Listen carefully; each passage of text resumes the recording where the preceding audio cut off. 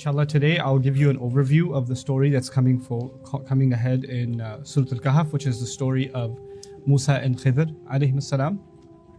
And the person of Khidr is not mentioned by name in the Quran. That's the opinion of most mufassirun. It's a mysterious figure. There have been some interesting stories made up about Khidr alayhi salam in Islamic history. Some pretty cute ones, like this guy who just went to a town and he didn't know anybody there, and he just decided to spend the night in the masjid, and they had kicked everybody out of the masjid, and they asked him to leave too, and he said, okay, I'm leaving in a minute, but he didn't realize, and he passed out, and he woke up and he's the only one inside the masjid, and this guy brought him fresh food, and he's like, nobody's supposed to be here right now. And he goes, yes, you're right, but I came here to take care of you. And he just gives him food, and he disappears in a poof. And فَعَلِمْتُ أَنَّهُ خِذْرَ عَلَيْهِ السَّلَامُ. So what I want to share with you first is the beautiful placement of the story from an Imani perspective, from a Hikmatul Quran perspective, wisdom of Quran perspective. We went through an entire passage, or actually two passages that mirrored each other, right? One with an opening statement, one with a closing statement. And in those two passages, the point that's been reinforced over and over again is Allah has a plan for everything. Down to Allah has a plan for every plant, all the way to Allah has a plan for every nation, right? And in between, all human beings that live this life, when they stand before Allah, they're going to know that every little thing and big thing was accounted for. Nothing went unnoticed by Allah. Allah's justice is completely perfect and absolute, right? So Allah's planning and His justice and His knowledge has been established in a very thorough way in the two passages that we went through just now. But the problem for most human beings that have a faith problem is actually a problem of questioning why things happen in life. That's really where the problem lies. Why is bad stuff happening to me or anyone else in this world? As a matter of fact, the number one argument that any typical, someone towards it that has atheistic tendencies or just aggression towards God in general, the first things they're going to talk about is either their personal problems or problems in the world. If there is a God, how come this, and this happens? How come this bad stuff happens? And there's a list of bad stuff, right? So that is certainly a big problem to deal with. Now, the way Allah deals with it in this surah is very beautiful. First of all, if you notice, the previous passage, or the two passages, were all about, first of all, briefly about Allah's planning in this world, but really primarily highlighting what is going to last and what is the perfect justice of Allah in the akhirah. This world is not about perfect justice. The next world is, right? And yet Allah Azza wa Jal is going to bring everything back in order. Everything is going to be balanced out. But you have to believe in the unseen for that. You can't just believe in the seen world. You have to believe in the unseen.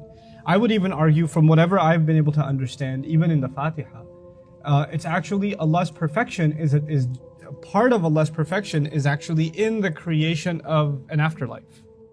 That's a necessary corollary of the perfection of Allah, of His absolute justice. Because without the afterlife, you have a person in this world who commits 100 murders, right? And how do they compensate it?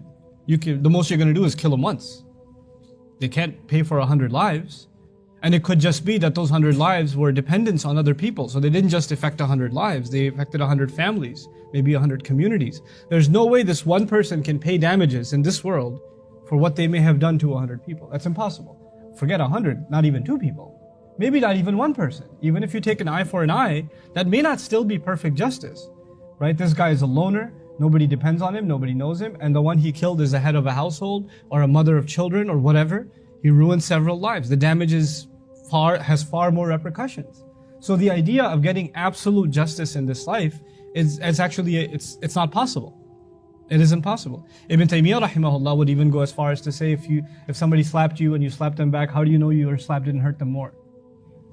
So when he talked about the one being muqtasid, the one, because Allah says, minhum zalimun nafsihi wa minhum muqtasid, the one who's fair, absolutely fair. He said even absolute fairness technically can't exist. You could try your best, but how do you know you're not crossing a line? How do you know your punch wasn't harder than the punch that was thrown at you, kind of thing, So the safer route for you is to forgive. That's what he would argue. But look, what does the afterlife do? Every debit is credited. Every credit is debited. Anything somebody got away with, they didn't get away with it. Allah recorded it. لا يغادر صغيرة ولا كبيرة إلا أحصاها. There's no way out. It's all going to be paid for. And if you don't believe that, then it's going to be hard to believe in a God that's fair. When you only have this life. When that's all there is. And we, subhanAllah, in our faith, we have this reliance on Allah's mercy and a reliance on Allah's justice, a dependence on Allah's justice. Like for ourselves, we're hoping for Allah's mercy. But when we see crime in the world and we see injustice in the world, we actually lean on Allah's justice. Like these people won't get away with what they did. And that's why Allah gives that as a consolation in the Quran. أَمْ حَسِبَ الَّذِينَ اجْتَرَحُوا السَّيِّئَاتِ or أَمْ حَسِبَ الَّذِينَ يَعْمَلُونَ السَّيِّئَاتِ أَنْ يَسْبِقُونَ. Did people think the ones that have done crimes against us or committed evil deeds, that they got ahead of us? That they got away? سَاءَ مَا يَحْكُمُونَ. What a horrible decision they made. This was actually said to the Muslims when they were being tortured. And the cry comes, how can they get away with what they're doing to us? In Mecca, how could they get away with that? And then those ayat came. You think they just got away with it? No. They didn't get away with it. They're not paying for it now, doesn't mean they're not going to pay for it, right? That's Allah's perfect justice is directly associated in the Quran with Allah Azza wa Jall's creation of the akhirah, the afterlife. And so I wanted to highlight first that point because the last two passages that I ran through with you were just about that, just establishing that concept that the justice of Allah is perfect. But that is the akhirah, it's the unseen. And it's like there's a curtain between us and the unseen. Like all we can see is this world. We don't see the unseen. We don't see the akhirah, we don't see the angels. We don't see the behind the scenes source code of Allah's design, Allah's plans, right? What's going to happen in this story is basically for a few instances, Allah is going to lift the curtain a little bit and you can get a peek at what's going on behind the scenes. So something's going to look really bad, like if you know the story of Musa and Khidr, he goes on a journey to learn, which we'll talk about in some depth. But when he goes on this journey to learn, alayhi salam, the first thing he's told is, look, the lessons I want to teach you, you don't have patience to deal with. You just don't have the patience. لَن تَسْتَطِيعَ مَعِيَ صَبْرًا. That's the first assessment of his teacher, by the way, that your barrier to learning is your impatience. That's his first, assessment. By the way, sabr isn't just patience, it's also not being able to remain consistent. So for a student, one of the biggest dangers, even if there's a student as great as Musa alayhi salam, the danger is not being able to be consistent and also not being patient. Those two things together, right? So if that's a danger for him, that's certainly a danger for you and me in our barriers to learning. Anyway, so he says, you're not going to be able to be patient with me. Now, why is he not being patient? Because he sees things he can't tolerate.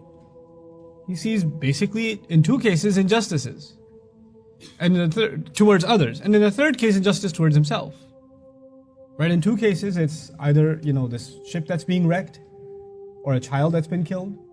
And in the third case, he did all this work and he didn't get compensated. We could have just gotten paid at least. We're starving. Right? On a side note, by the way, part of the beautiful perfection of the surah and the symmetry of the story is that it began with him being hungry and asking, where's the fish? We gotta eat. And that's where trouble began. That's when his student got in trouble with him. Okay? And the story ends when they do hard work and they wanted to eat, right? And يَسْتَطْعَمَ أَهْلَهَا. They wanted to eat food. And he says, we could have gotten paid. Now, why would they want to get paid? It's obvious in the ayah, because they wanted to eat food. And he's like, that's it, you're expelled from this university. And he's, so where it began is kind of where it ended, with hunger of Musa alayhi salam. I thought it was adorable. But anyhow, in all three of these stories, then Allah lifts the curtain. And he shows a little bit of a peek of the unseen. So you know that justice isn't just waiting until the day of judgment. There is justice happening in this world as well.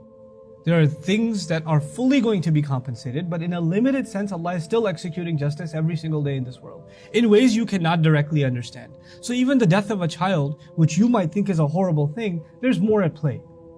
Even something like a ship being damaged, there's more at play. You didn't get paid, yes, that's unfair, but there's a bigger thing at play here. There's a larger problem here. Okay? Because by the way, if they did get paid, then they'd have to get paid from the money that's hidden inside the underground, which means that the location of those assets would be exposed to a very greedy nation, right? So they couldn't get paid. Even though fairness would suggest that you could take some money out of there because you're the one protecting it or you're the one building that wall. They couldn't do that. Nobody else is going to pay them. Actually, they were providing the service to those two boys, not anybody else, right? Anyhow, so that's a little bit of kind of the overview of the story. Now I want to show you the organization of the story, just some things. There are a few passages in this story. The first of those passages, I'll run through the translation quickly. Don't worry about my notes. They don't make any sense to any normal human being. وَإِذْ قَالَ مُوسَى لِفَتَاهُ When Musa said to his young lad, Fata. Fata means young man. Fata is the same origin as the word fatwa. What does fatwa mean? What does fatwa mean? Legal verdict? Legal ruling, right? Actually, fata yaftu means to pass a judgment. And fata means when you're at the age where you're responsible for the judgments you pass, for the decisions you make. You know, when you're no longer a minor in the legal sense, you're an adult now, you may be tried as an adult, that's when you're called a fata. That's why fata and fatwa are from the same origin. Same way when girls are of the age where their decision is their own, which means they're ready to get married, they're called fatayat. That's when they're called fatayat, okay? Anyhow, so when Musa alayhi salam said to his fata, La abrahu, you did la ma bariha, madama, marzala. What is ma bariha? I don't remember. Okay, good, you don't remember either. We'll forget together. You'll remind me tomorrow, or one day. La abrahu hatta abluga majma' al-bahrain. I'll translate, I will not abrah until I reach, you know, anyone? Nobody remembers abrahu? I'll keep going. La abrahu actually means I'll keep going. Hatta abluga majma' al-bahrain. Until I reach the union place. Majma', by the way, a dharf, right? Maf'alun wa maf'ilun wa maf'alatun. The place of the union of the two seas. Aw amdiya hukba, or I'll spend lifetimes going. So he's showing his commitment to just, I need to find this place where the two waters meet, the two bahr meet. فَلَمَا بَلَغَ Then when they finally reached it, both of them reached it. مَجْمَعَ بَيْنِهِمَا The union of between the two of them, between the two seas. نَسِيَا حُوتَهُمَا Both of them forgot their fish. Allah is not saying that the young man forgot to fish. Allah is saying نَسِيَا هُوَ نَسِيَهُمَا نَسِيَا They're both responsible for forgetting the fish. فَاتَّخَذَ سَبِيلَهُ فِي الْبَحْرِ سَرَبًا And it took its path. The fish took its path in the sea. Sarab comes from the word sarab. Sarab is a little bit different from sharab. Sharab is drink. Sarab is the image of a drink, meaning a mirage. It looked unreal. Fil bahri saraba, in a way that was unreal. Like it didn't. Is that really happening? I must be tired. And you just kind of pass out. Because this half-eaten ship, or fish rather, is jumping off ship and then jet skiing down the sea. And it's leaving a wake too. You know, that's called, Saraba is also the wake that it leaves behind. So that's what happened. فَلَمَّا جَاوَزَا I'm missing a fa. فَلَمَّا جَاوَزَا قَالَ لِفَتَاهُ آتِنَا غَدَاءَنَا When they passed by it, and they've already crossed it. When they've crossed it, he says to his young man, his intern basically, who's also considered a prophet according to Israelite tradition, right?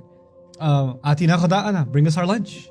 لَقَدْ لَقِينَا مِنْ سَفَرِنَا هَذَا نَصَبًا We've met with quite a bit of exhaustion because of this journey of ours.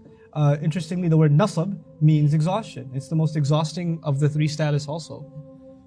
It's like so many kinds of nasab, right? But anyway, it's well named, you know.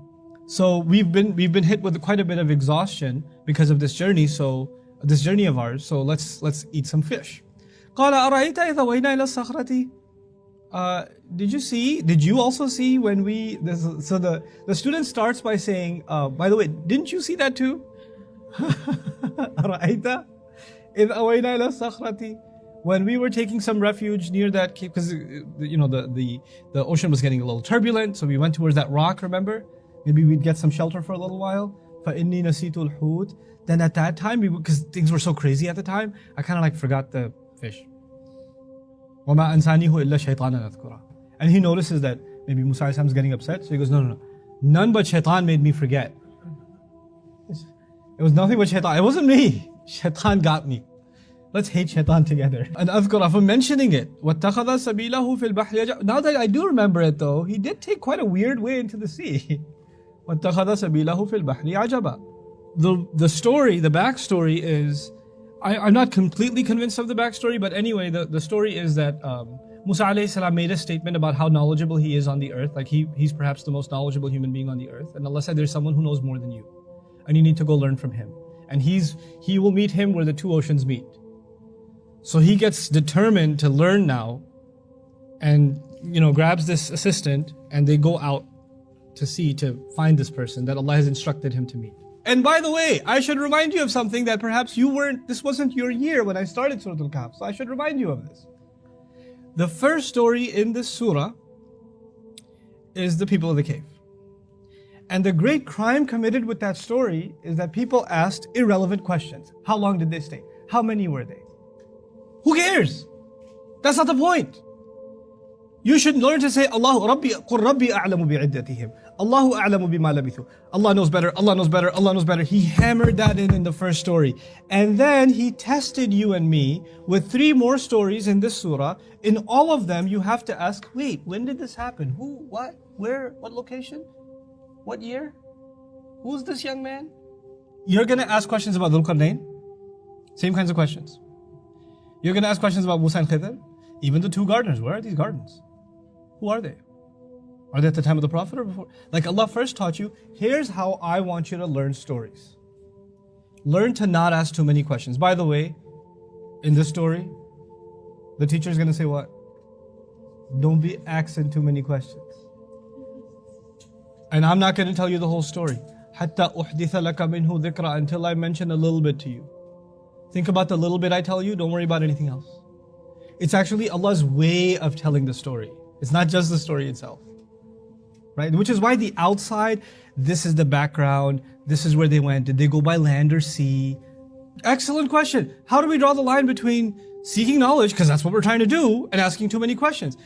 You can ask as many questions as you want. Learn to ask the right questions, and you can ask as many questions as you want. The thing is not, you don't have the right to ask questions. The thing is, what is the thought process that leads you to your question? You're learning the story of Yusuf. Hey, what's the minister's wife's name? I mean, that scandalous lady, what's her name? Well, see, your question didn't arise from something Allah made you curious about. What Allah emphasizes, you ask about. What Allah de-emphasizes, you learn to de-emphasize. You see? Ratib al-Nabulsi, the way he taught this to me, even though I've taught this in the beginning of Surah Al-Kahf, I'll repeat it for you guys, because it's important for you guys. There's the saying in Arabic, I don't know if you guys learned it, خُذْ مَا طَفَّلَكَ. Did you learn that one? Okay, take what's in front of you. Just take what's in front of you. If you trust your teacher, then you'll focus on what he's giving you, not what he's not giving you. What happens is, Ustad Adam is teaching you one day, a long time ago, about what's a mudaf and what's a mudaf ilayh. But are there some cases, I know you're teaching me this right now, but are there exceptions that you haven't told us about that perhaps clearly in your experience it isn't the time to discuss, but I feel that you really should, because I have curiosities beyond what you're telling me. So Sheikh Latif Nabulsi gave this epic story, man. So good. He goes, there's this guy, he's like successful in business, right? And he's made hundreds of millions. And he decides after making all this money that he just wants to teach young people entrepreneurship. He's going to teach business. He's not going into the teaching profession because he needs the money. He just wants to do it as a benefit to young people, the next generation. So he goes to business school and teaches. By the way, if you have a professor like that, take his class. If you have a guy that's been a business professor for 30 years, as opposed to a guy that left the business world and came and be a professor, go to the guy that's left the business world and come and be a professor. Because they give you real world knowledge, right? Non-textbook knowledge. So he goes and teaches this class, and he wants to teach students by way of example. So he says, guys, there's this man wants to start a business.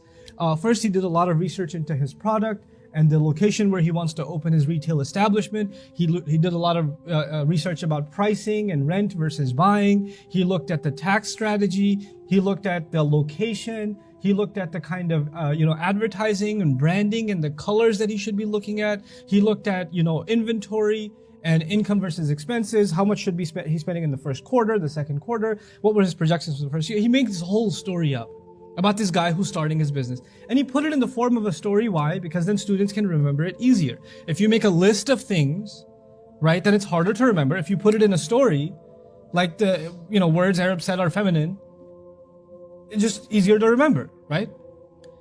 So he makes this amazing story and he tells it in class and everybody's like taking notes, and one student raises his hand and says, so what color shirt does he wear every day? And the professor's just looking at him like, did you really just ask me this? And another student raises his hand. Yeah, I was less curious about the shirt, but his socks really concerned me.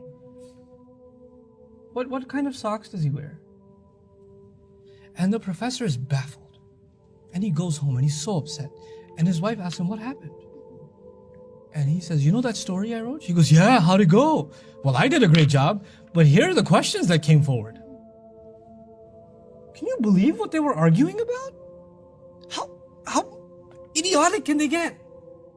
And Sheikh Ratib tells this story, and then he says, now read, سيقولون ثلاثة رابعهم كلبهم ويقولون خمسة سادسهم كلبهم رجما بالغيب ويقولون سبعة وثامنهم كلبهم قل ربي أعلم.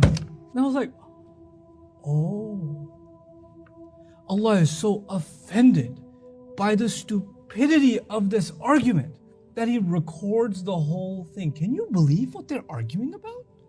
What I just told you and what you're discussing? That's what I mean by asking the right questions. Allah wants you to think about certain things, but we want to think about all the things He doesn't want us to think about. What are the other brothers' names in the story of Yusuf? You know? Why? Why? Allah didn't tell you. What about his mom? I didn't read anything about his mom. I want to know about his mom. Yes, I'm sure you want to know about his mom, but Allah wants you to think about his dad. Can you just pay attention and just worry about the dad? If you want to worry about the mom, read the story of Musa. You can worry about the mom. And then, what about his dad? Is that clear? Like, as one of the most beneficial things you'll learn in the study of Quran is what kinds of questions to ask, how to think. Not every curiosity is healthy. You know, the Quran, it keeps asking you to think. Because thought process gives you direction. Without thought process, you don't have direction. Your questions go in every direction. You know? And unfortunately, this is the unfortunate thing, you must maintain commitment to your thought process when you study Islam. You have to be committed. You know why? Because you're going to read a lot of books and you're going to read a lot of tafsirs where they're not committed to the same thought process. So there's going to be 6 pages on what color the dog was in the story of the cave in classical tafsir. And did he have spots or not? And what his name was. And it's going to be a classical text. And you're going to say, I'm reading the tafsir of Fulan ibn Fulan. I have ijazah in it. Yes, you do. That's great. You can read a lot of stuff. But you have to maintain your thought process. And you have to identify what's critical and what's not. You see? That's not going to be done for you, unfortunately. You have to develop that yourself. You know? And to me, the best way to develop it is commitment to Quran. Commitment to the primary text. The more you ponder over Quran and you look at how Allah speaks and what He emphasizes, it just teaches you what to emphasize and what to let go of.